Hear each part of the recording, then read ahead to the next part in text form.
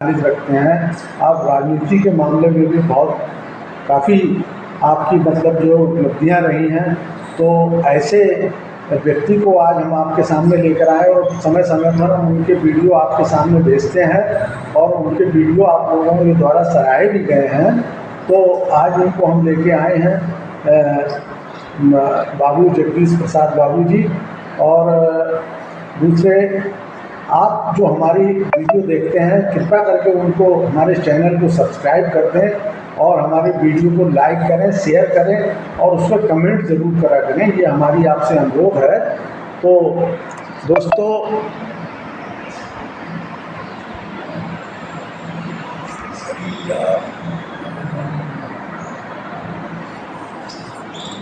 देखना आ रही है आपकी? सही आ रही है? ठीक है, ठीक है। तो मैं आज बाबूजी से पूछना चाहता हूँ कि 15 अगस्त सन 1947 के बाद जो भारत देश आज़ाद हुआ और उस आज़ाद भारत को कराने में बाबा साहब की क्या भूमिका रही, इस बारे में आप हमें बताएं बाबू जगदीश प्रसाद बाबू जी। बहुत बहुत धन्यवाद बहुत जी। सबसे पहले मैं आपको जय भीम नमो बुद्धाय बोलते हुए और यहाँ उपस्थित सभी दर्शकों को भी जय भीम नमो बुद्धाय बोलते हुए, क्योंकि आज हमारे देश में बहुत धूमधाम से, बहुत खुशी के साथ, बहुत ही उत्साह के साथ हमारा पूरा भारतवर्ष और भारतवर्ष के बाहर भी जो भारतीय लोग हैं वो 15 अगस्त स्वतंत्रता दिवस के रूप में मना रहे हैं। और इस स्वतंत्रता दिवस के रूप में मैं सभी देशवासियों को और भारत के बाहर विदेशों में रहने वाले अपने सभी भारतीयों को बहुत बहुत बधाई देते हुए और बहुत बहुत धन्यवाद करते हुए, उनके सुखी और समृद्ध जीवन की कामना करते हुए कि आप सभी लोगों का जीवन सुखमय हो, उज्जवलमय हो और हर समय हो, विषादमय हो, किसी भी तरह से आपको परेशानी ना रहे और आप सभी लोग भारत देश के लिए तन मन धन से इसकी समृद्धि की कामना करते हुए इसमें लग जाए। क्योंकि साथियों, आज 15 अगस्त 1947 के उपलक्ष्य में हम सभी लोग प्रतिवर्ष देश की आज़ादी को मनाते हैं। तो देश की आज़ादी को मनाते हैं। मैं अपनी थोड़ी सी बात कहने से पहले, लेकिन मैं देश के तमाम वीरों को, तमाम शहीदों को मैं कोट कोट नमन करता हूं और मैं कोट कोट नमन करता हूं उन देश के शहीदों को जिनके परिवार छोड़ करके स्वतंत्रता करने के लिए अपनी जान की बाजी लगाई, अपनी जान की आहुति दी। और मैं उन माताओं को भी नमन करता हूं जिन्होंने अपने लाल को इस 15 अगस्त की लड़ाई में, स्वतंत्रता प्राप्त करने की लड़ाई में खोए। उन बहनों को नमन करता हूं जिन्होंने इस स्वतंत्रता प्राप्त करने के लिए अपने भाइयों को खोया। उन सभी देश के देशवासियों से जो इस देश की आज़ादी के लिए, इस देश की स्वतंत्रता के लिए किसी न किसी तरह से अपने तन का, अपने मन का, अपने धन का बलिदान करते रहे, अपने देश के लिए अपने को कुर्बान करते रहे। चाहे वो शहीद, चाहे वो जवान हो, चाहे वो किसान हो, सबकी अहम भूमिका है। उस वक्त शामिल सभी लोगों को मैं पुनः कोट कोट वंदन करते हुए, हाँ साथियों, ये 15 अगस्त 1947 के दिन एक महत्वपूर्ण घटना और घटी थी।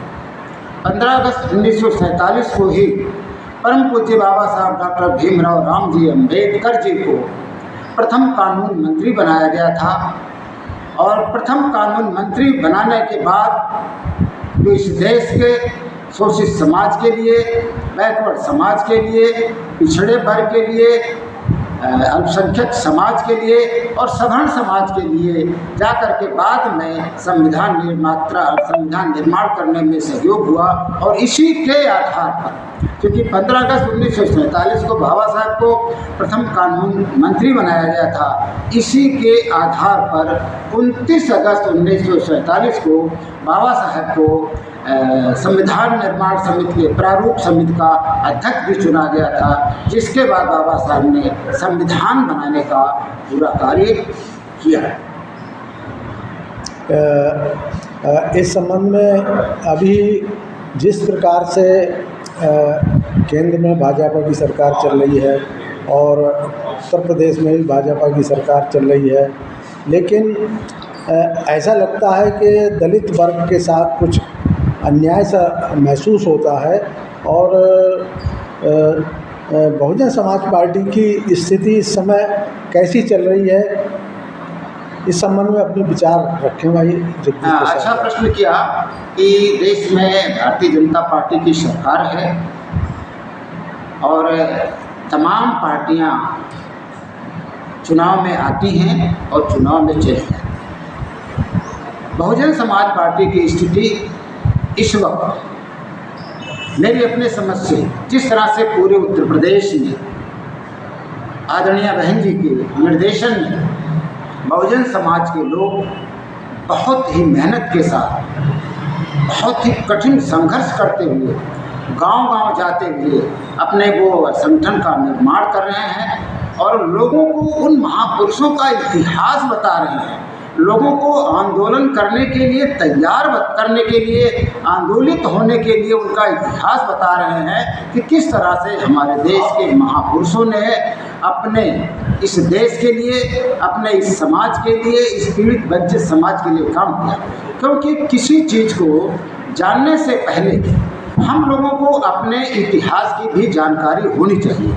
अगर हमें अपने इतिहास की जानकारी नहीं है या जिस समाज को अपने इतिहास की जानकारी नहीं है, वो समाज किसी भी तरह से समाज निर्माण का कार्य नहीं कर पाता, फिर किसी भी तरह से समाज लेखन से इतिहास लेखन का काम नहीं कर पाता है। जब हमें इतिहास की जानकारी होती है तो उस वक्त हमें इतिहास की जानकारी के बाद हमें प्रेरणा मिलती है, और जब हमें प्रेरणा मिलती है तो हमारी सोच बदल जाती है, और जब हमारी सोच बदल जाती है तो हमारे अंदर की ताकत बदलने लगती है। उनकी प्रेरणा से, उनकी सोच से हमारे अंदर की ताकत बदलने लगती है, और हमारे अंदर की जो ताकत बदलती है तो हमारे अंदर एक स्वाभिमान जागता है, हमारे अंदर सम्मान जागता है, और सम्मान जागने के बाद, स्वाभिमान जागने के बाद प्रेरणा लेकर के हम वो शक्ति प्राप्त करते हैं, और उस शक्ति के माध्यम से हम इस देश के सत्ता पर अपना सत्ता को प्राप्त करने के लिए संघर्ष करते हैं। क्योंकि बाबा साहब डॉक्टर भीमराव अंबेडकर जी ने कहा था, और उनकी मूर्ति के माध्यम से ये दिखाया जाता है कि बाबा साहब अपना दाहिना हाथ खड़ा करके दिल्ली की ओर दिखाते हैं, ऐ मेरे देश के बहुजनों,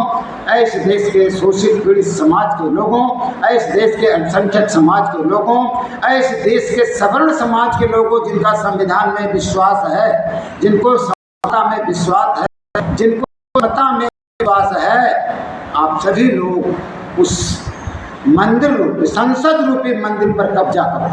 जब तक आप संसद रूपी मंदिर कब्जा नहीं करोगे, तब तक आपके प्रशस्ति का मार्ग, आपकी समानता का मार्ग, आपके ज्ञान का मार्ग, आपकी स्वतंत्रता का मार्ग नहीं खुलेगा। तो मेरा आप लोगों से कहना है कि आप लोग संसद रूपी मंदिर पर कब्जा करने की बात करें।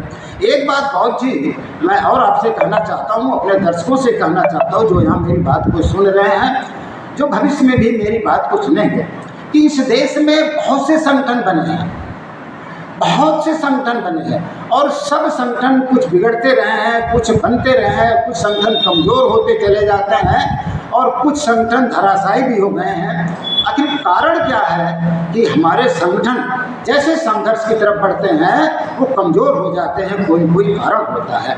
तो मेरी अपनी व्यक्तिगत सोच ये कहती है कि हम परम पूज्य बाबा साहब के जो संदेश था हमारे लिए, जो उनके बताए हुए 3 हमारे पास मंत्र थे, उन मंत्रों को हम भूल गए हैं। कहीं कहीं उन मंत्रों को सही ढंग से हम पालन नहीं कर पा रहे हैं। बहुत से लोग कहते हैं कि बाबा साहब ने हमें 3 मंत्र दिया, शिक्षित बनो या शिक्षित करो, दूसरा मंत्र हम लोग देते हैं कि संगठित हो, संगठन बनाओ, और तीसरा मंत्र हम बाबा साहब के कहते हैं कि संघर्ष करो। लेकिन साथियों, बाबा साहब ने ऐसा कुछ नहीं कहा।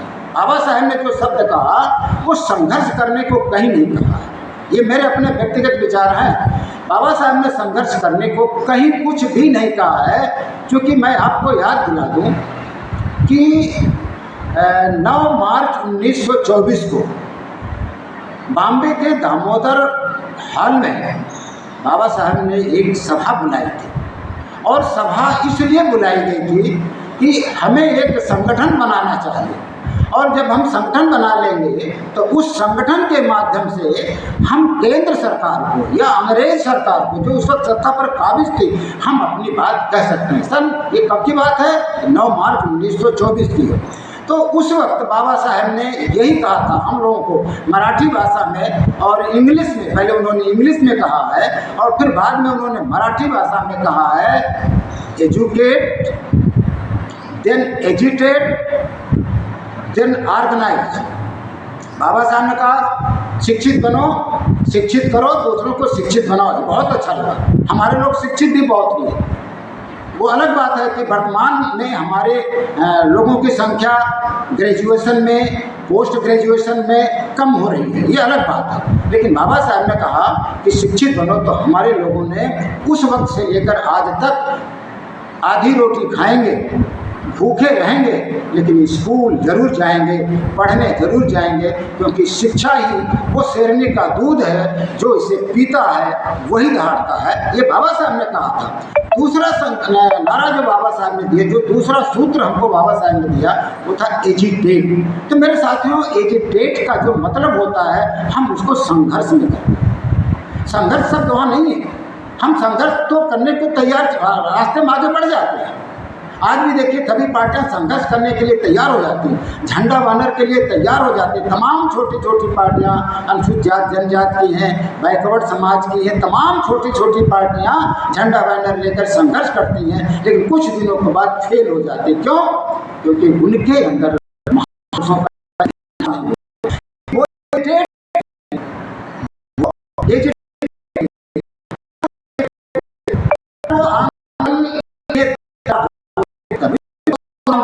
तैयार करेंगे।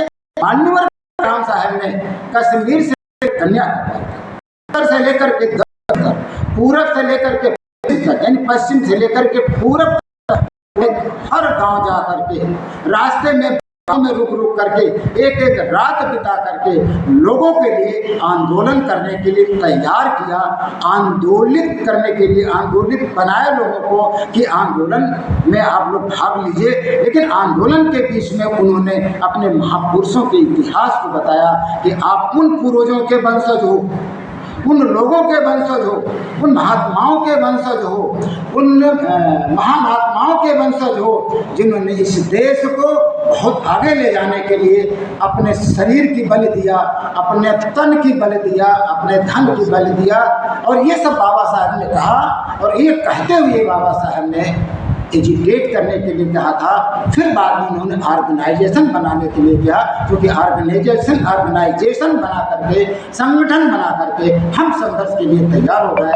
तो मेरा अपना कहना है कि हम सभी लोगों को, चाहे वो किसी देश समिति के लोग हों, चाहे वो किसी सामाजिक संस्था के लोग हों, चाहे वो राजनीतिक पार्टी के लोग हों, मैं सबसे निवेदन करना चाहता हूँ यहाँ बैठे हुए लोगों से कि आप सभी लोग पहले अपने महापुरुषों के इतिहास को जानो, अपने पूर्वजों के इतिहास को जानो। जब पूर्वजों के इतिहास को जान पाओगे तो अपनी साझेदारी इतिहास के साथ साथ निभाने के लिए आप किसी भी संगठन में तैयार हो जाओगे, किसी भी संगठन में खड़े हो जाओगे तो आपको सफलता मिलेगी। बहुत बहुत धन्यवाद बहुत जी। इन्हीं शब्दों के साथ मैं पुनः आपको जय भी नमो बुद्धाय बोलते हुए अपनी मैं वाणी पर विराम लगाता हूँ। धन्यवाद दोस्तों। ये थे भाई जगदीश प्रसाद बाबू जी और अपनी बात कह रहे थे। आप लोगों को इनकी बात से कितनी संतुष्टि है और कितने आप इनसे मतलब जो है कि इनसे कितने आप मतलब जो है कि सहमत हैं, तो आप हमें अपने इस पर आप कमेंट करिए, हमें बताइए कि जो उन्होंने कहा है वो सही है तो इसी के साथ आज की बात यहीं समाप्त करते हुए नमो बुद्धाय, जय भीम, जय भारत, जय संविधान।